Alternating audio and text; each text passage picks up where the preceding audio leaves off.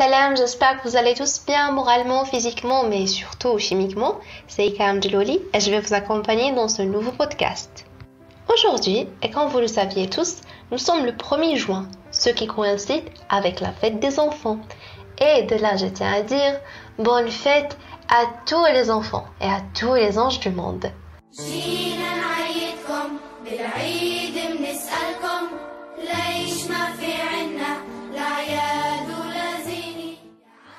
Mais je le tiens à dire aussi à tous les adultes, car nous avons tous un enfant caché dans nous.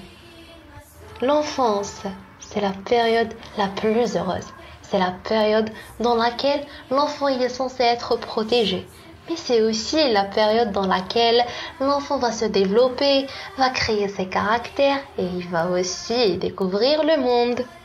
Et c'est pour cela, avoir une enfance heureuse ou malheureuse peuvent marquer à jamais la vie d'un adulte.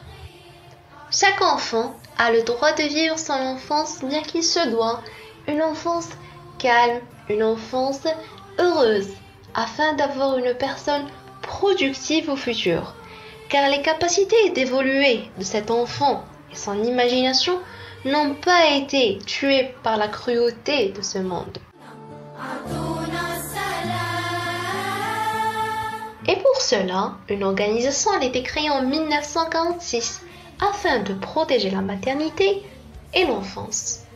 L'UNICEF cherche à intégrer les enfants et à les impliquer dans la vie d'une manière à assurer leur bonne croissance.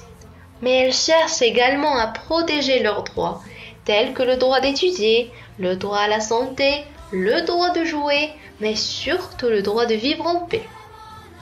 Mais c'est dommage que ces enfants ne se sentent pas bien protégés et que ces droits se sont violés. Car malheureusement en 2021, il y en a toujours l'exploitation des enfants. Eh ben oui, il y en a toujours des enfants qui quittent leur école pour aller travailler afin d'aider leur famille. Aujourd'hui, près de 250 millions d'enfants travaillent dans tout le monde. Dont 150 millions de ces enfants travaillent dans des conditions très dangereuses. Le travail des enfants comprend l'ensemble des activités qui le privent de leur enfance, des activités qui portent préjudice à la santé physique et mentale de ces enfants. Et si on va chercher, on constate que la fameuse cause qui oblige et qui pousse ces enfants d'aller travailler, c'est bien la pauvreté. Les formes de travail de ces enfants sont nombreuses et variées, telles que des employeurs domestiques, des enfants soldats, des ouvriers, et il y en a même qui ont été vendus, que ce soit filles ou garçons, pour aller travailler dans les usines.